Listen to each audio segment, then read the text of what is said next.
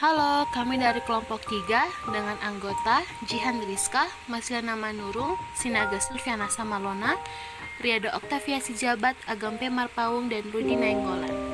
Kami di sini akan mendiskusikan hasil kerja kelompok kami yang dengan materi, definisi, dan konsep kurikulum yang diampu oleh Ibu Susi A. Sibagariang, SPD, MM, dari mata kuliah Telaah Kurikulum SMA, SMK.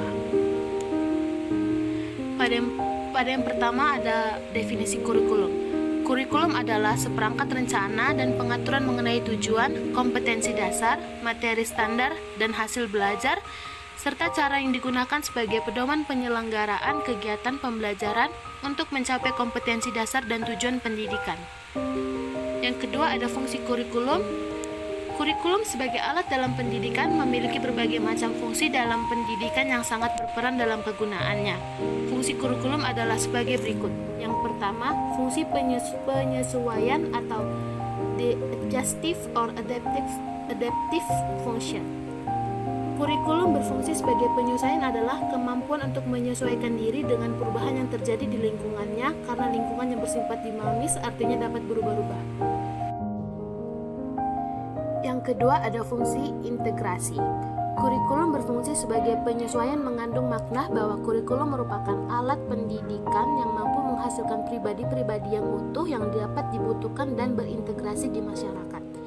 Yang ketiga ada fungsi diferensiasi, di mana kurikulum berfungsi sebagai diferensiasi adalah sebagai alat yang memberikan pelayanan dari berbagai perbedaan di setiap siswa yang harus dihargai dan dilayani. Yang keempat ada fungsi persiapan, di mana kurikulum berfungsi sebagai alat pendidikan yang mampu mempersiapkan siswa ke jenjang selanjutnya dan juga dapat mempersiapkan diri seperti hidup dalam bermasyarakat. Yang kelima ada fungsi pemilihan, di mana kurikulum berfungsi sebagai memberikan kesempatan bagi siswa untuk menentukan pilihan program belajar yang sesuai dengan minat dan bakatnya. Yang keenam ada fungsi diagnostik, yaitu kurikulum berfungsi sebagai alat pendidikan yang mampu mengarahkan dan memahami potensi siswa serta kelemahan dalam dirinya.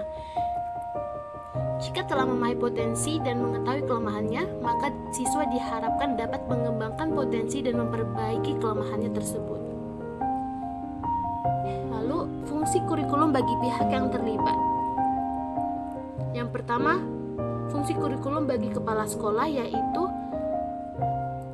kepala sekolah mempunyai tugas untuk melakukan pengelolaan pendidikan di tempatnya masing-masing, yaitu dengan cara melakukan koordinasi dan supervisi terhadap setiap pembelajaran.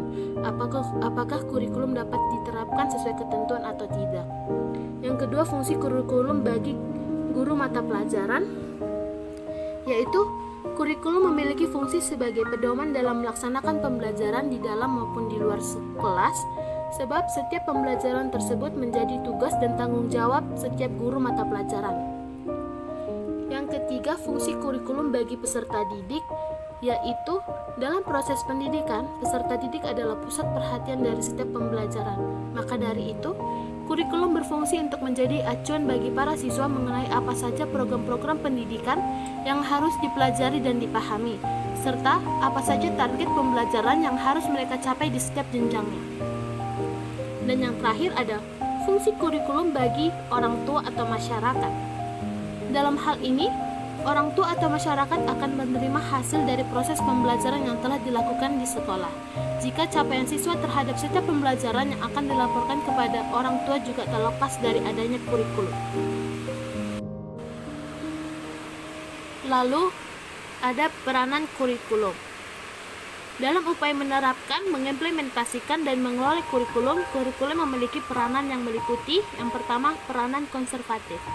Kebudayaan mencakup aturan yang berisikan tindakan-tindakan yang diterima dan ditolak atau tindakan yang dilarang dan yang diizinkan. Semua kebudayaan yang sudah membudaya itu harus ditransmisikan kepada anak didik.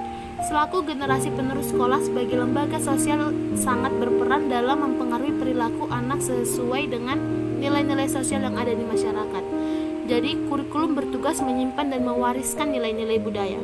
Yang kedua ada peranan kreatif. Dalam hal ini, kurikulum kurikulum harus mampu melakukan kegiatan kreatif dan konstruktif, dalam arti harus menyusun atau mendesain pengalaman belajar yang bersumber dari masyarakat dan dibuat dalam bentuk mata pelajaran yang akan disajikan pada anak didik. Dengan demikian, kurikulum diharapkan akan dapat membawa siswa menuju masyarakat yang berbudaya. Peranan kritis dan evaluatif. Kurikulum amat berperan aktif sebagai kontrol sosial dan menekankan pada unsur berpikir kritis, di mana nilai-nilai sosial yang tidak sesuai dengan perkembangan teknologi disisihkan dan yang sesuai ditata untuk siap diorganisasikan menjadi bentuk pengalaman belajar yang mampu mengembangkan sikap kritis anak ke arah pembentukan pribadi yang terintegrasi dengan kehidupan nyata di masyarakat. Jadi, kurikulum adalah alat untuk menilai dan sekaligus memperbaiki masyarakat. Yang keempat, ada komponen kurikulum.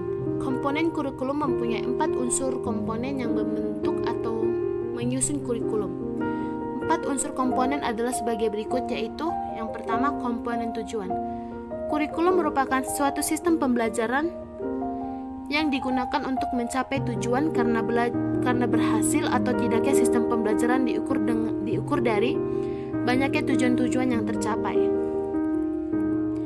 Yang kedua, ada komponen isi atau bahan pengajaran. Kurikulum dalam komponen isi adalah suatu yang diberikan kepada anak didik untuk bahan belajar mengajar guna mencapai tujuan. Kurikulum memiliki kriteria yang membantu perencanaan pada kurikulum.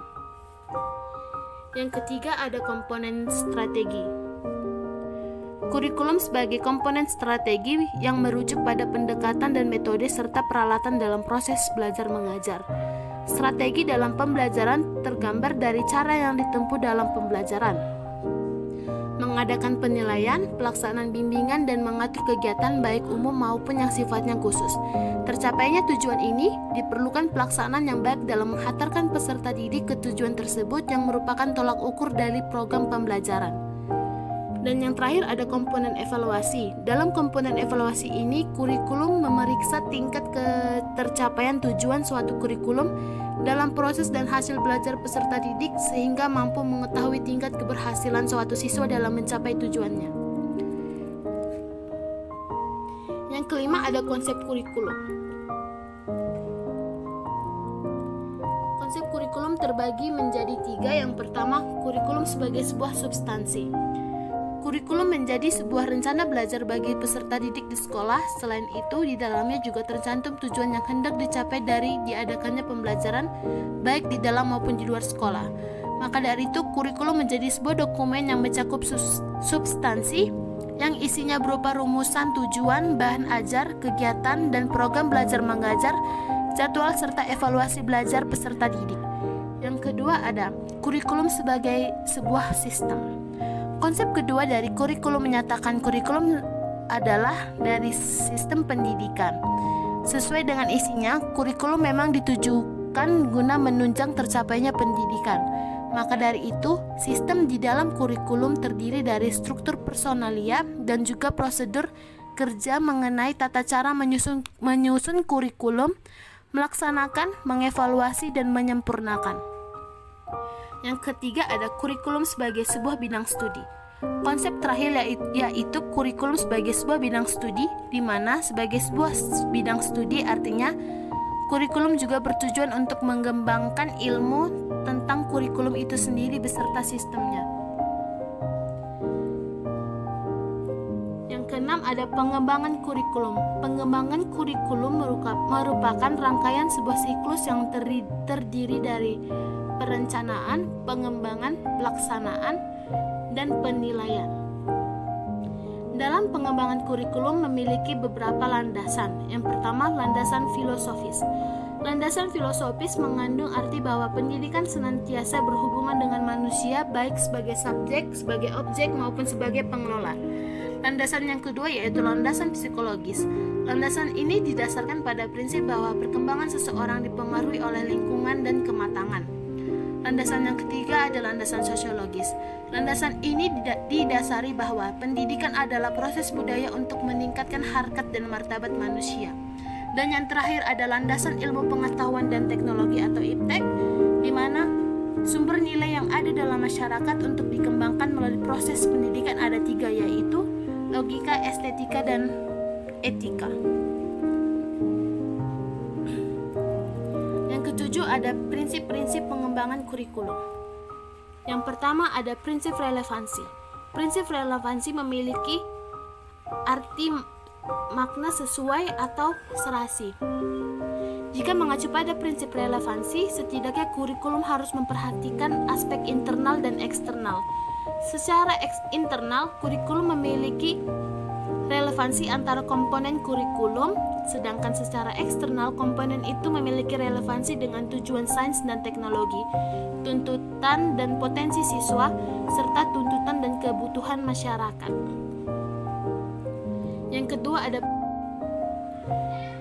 Yang kedua ada prinsip fleksibilitas. Pengembangan kurikulum berupaya agar hasilnya fleksibilitas dan memungkinkan kurikulum tersebut sesuai berdasarkan situasi dan kondisi tempat dan waktu yang selalu berkembang serta kemampuan dan latar belakang siswa. Peran kurikulum di sini sangat penting terhadap perkembangan siswa. Untuk itu, prinsip fleksibel ini harus benar-benar diperhatikan sebagai penunjang untuk peningkatan mutu pendidikan. Yang ketiga ada prinsip kontinuitas, yakni adanya kesinambungan dalam kurikulum baik secara vertikal maupun secara horizontal. Pengalaman belajar yang disediakan kurikulum harus memperhatikan kesinambungan baik yang di dalam tingkat kelas, antar jenjang pendidikan maupun antar jenjang pendidikan dan jenis pekerjaan. Yang keempat ada prinsip efisiensi.